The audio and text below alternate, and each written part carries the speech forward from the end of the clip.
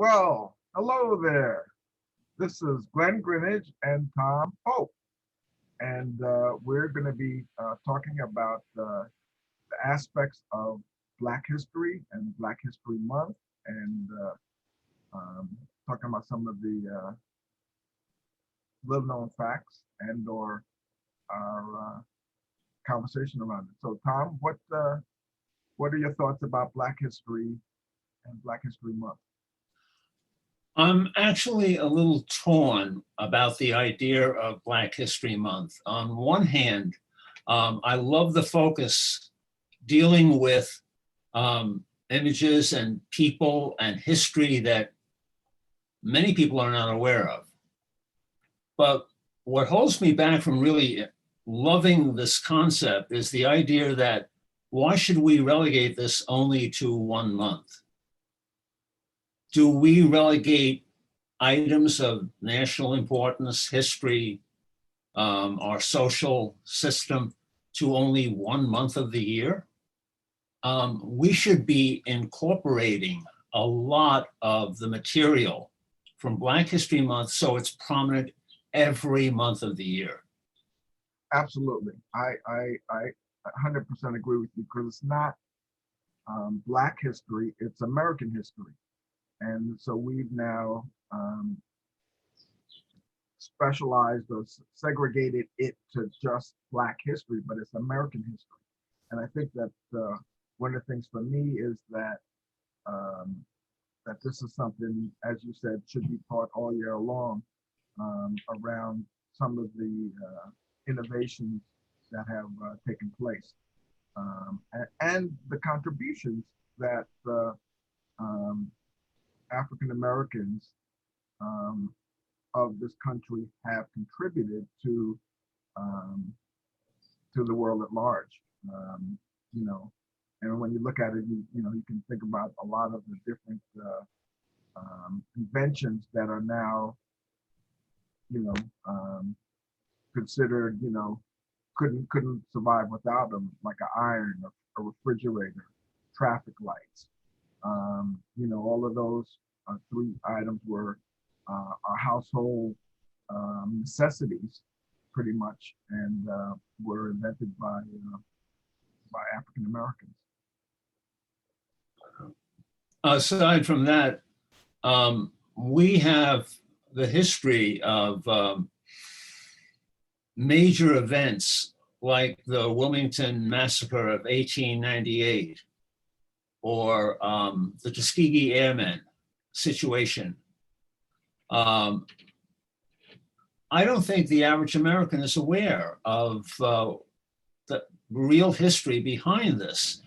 What do we see in history books? We see in high school maybe a sentence, maybe a paragraph, when an entire area has to be devoted to this.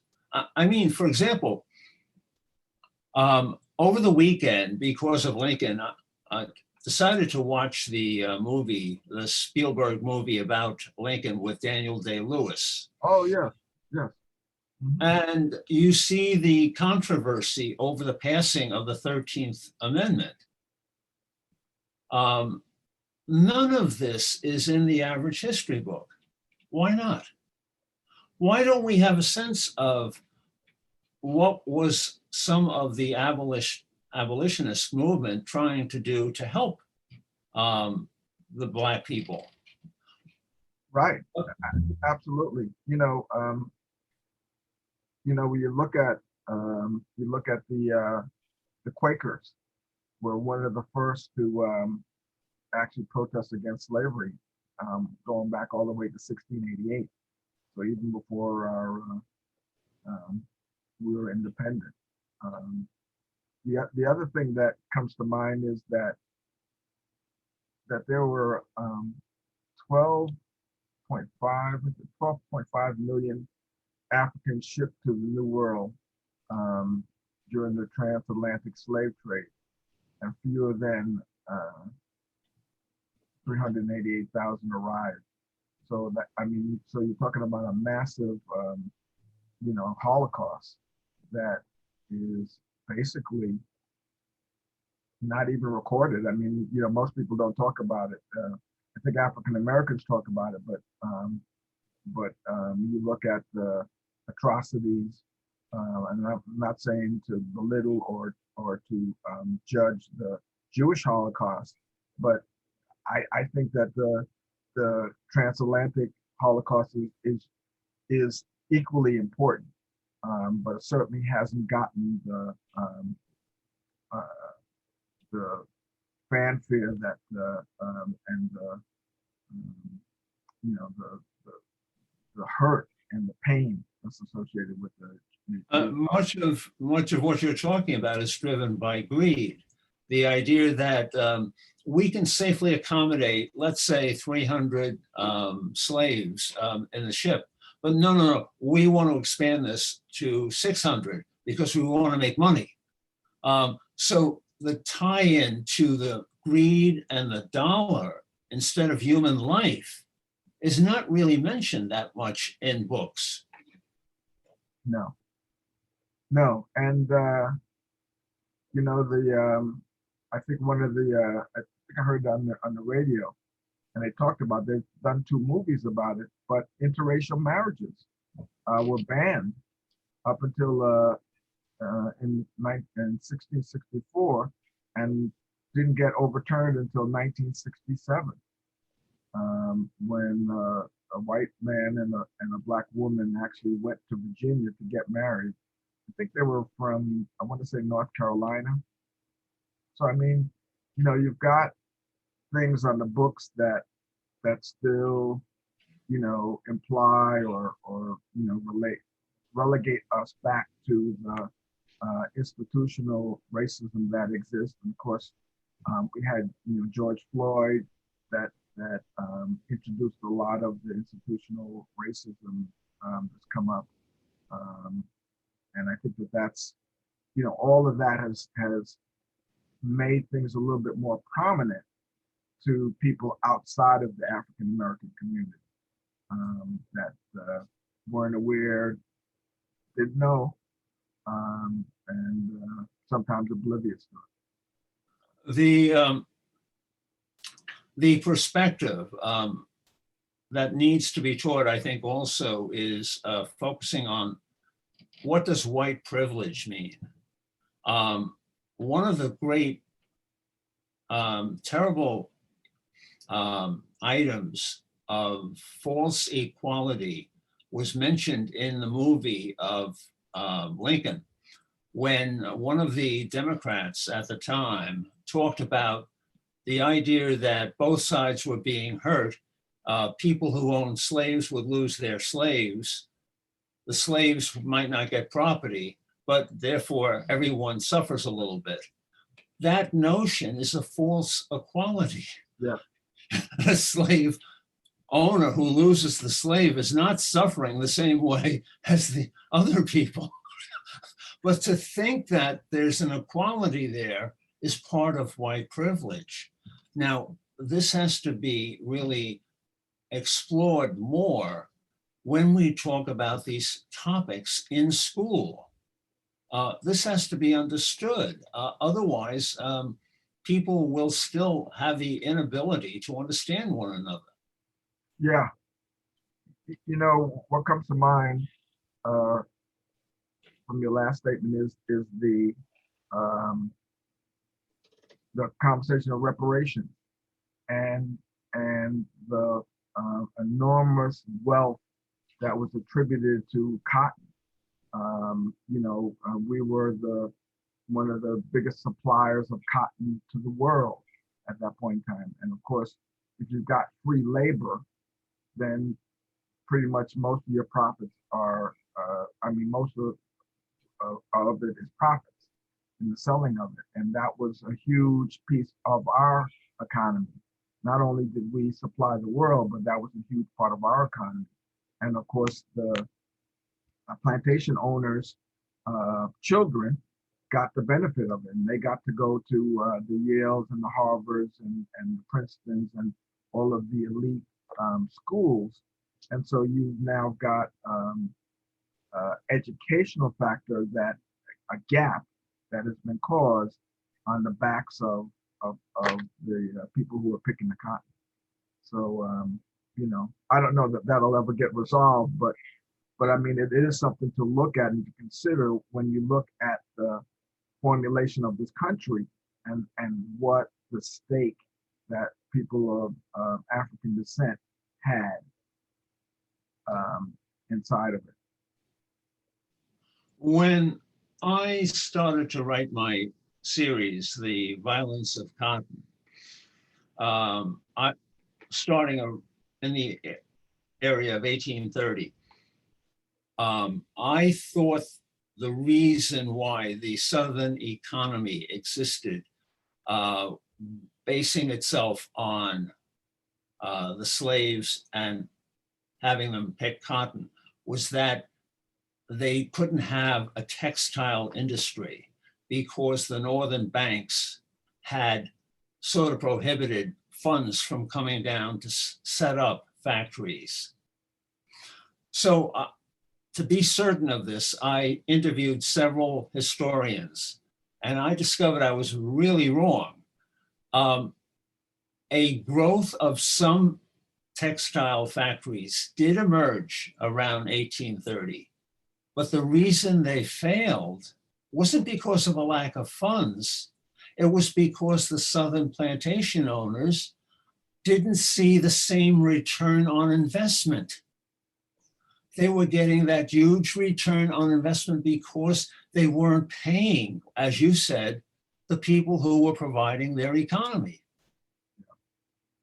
Yeah. So there are lots of conversations to have, certainly not just in the month of February, although from what I understand, I think February, one of the reasons that February was chosen is Frederick Douglass's birthday falls in the month of February. And that was one of the things. And so pridefully, when I think about him and I think about him as a slave rising, educating himself, speaking multiple languages, and being able to orate a conversation as powerfully as he did, is very refreshing for me. But you only hear about him once, 1 month out of the year is not really an indication of what he has done and who he is, who he emerged to be. And it's interesting, whenever we talk about financial benefits for people, and someone invariably might bring up the GI Bill, that would be helping a lot of the middle class. I don't know if the average American is aware that most Blacks were excluded from the GI Bill. Now, that's recent history. Right. That's not the era of the Civil War. So our recent history is filled with stories like this that have to be told.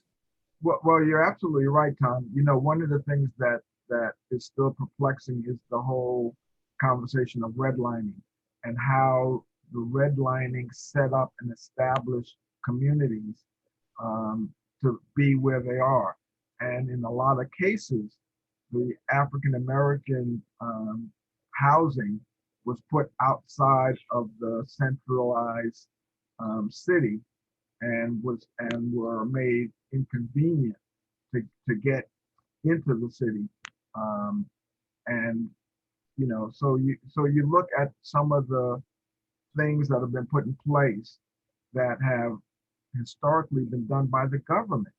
This is not just a haphazard type thing, but the planners planned it to exclude the African American community. And so what we've got are 20, 30, 40 years of this zoning that is quote unquote traditional, but however has drawn the lines for the institutional housing that that caused a bias and still causes a bias today when you look at the projects and it's in every city.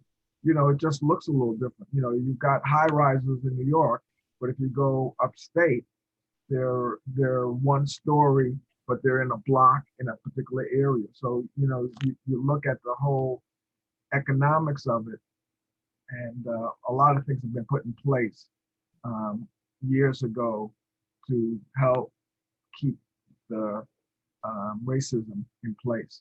Well, when you mention high rises, we have money for development of those high rises, but we don't have money for rec centers in poor areas that could help people deal with their educational situations. Educational and training, you know, training for young folks, you know, redirective training. You know, we're talking about all this green economy and so forth. Construction is also another area that hasn't, you know, stepped up to the times in terms of the people in that community being part of that construction industry. So there are a lot of areas that are still need some help and some work. And I think that Black History Month helps to at least contribute to that and to shine some light on it. Is it enough? No. However, it's what we have. Well, we have to keep on asking for more. Absolutely. Absolutely. Well, if you like what you're seeing, get in touch with us on our Facebook page, Community and Social Change. Let us know what you think. Thank you very much. We're signing out for this week.